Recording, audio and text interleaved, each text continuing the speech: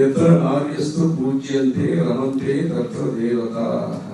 எங்கு பெண்கள் கௌரவிக்கப்படுகிறார்களோ, நல்ல முறையிலே அவர்களுக்கு வேண்டிய வசதி வாய்ப்புகள் உரிய முறையிலே கிடைக்கின்றனவோ அங்கு தேவதைகள் சந்தோஷப்படுகிறார்கள் என்பதாக சொல்லப்பட்டிருக்கிறது.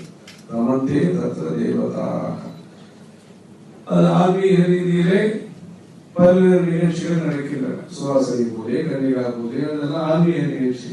பொதுவாகவே இது போன்ற இவர்களுக்கான ஒரு இதன் மூலம் தர்மத்தை பொறுத்தவரையிலே அனைத்து மக்களையும் நல்ல விதமாக பார்ப்பதுதான் தர்மத்துடைய சிந்தனை. ஸ்திரீ குமாரி தியனாஸ்தேஷா விருத்தம் நீ நைதம் சதாம்.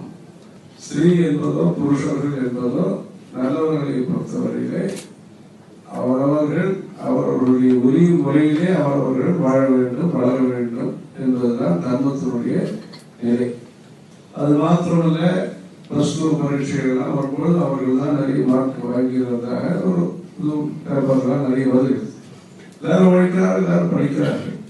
ஸ்திரீனாம் அசிட்சித படுத்துவம் என்பதாக ஒரு கவிஞர் காளிதாசன், அதாவது ரொம்பவும் பயிற்சி கொடுக்காமலேயே கட்டிக்காரர்கள் என்பதாகவும், சிக்ஷித படுத்துவம் சொன்னா ஒரு ஸ்கில்ஸ் டெவலப்மெண்ட், நிறைய ட்ரைனிங் கொடுப்பது என்பதாக.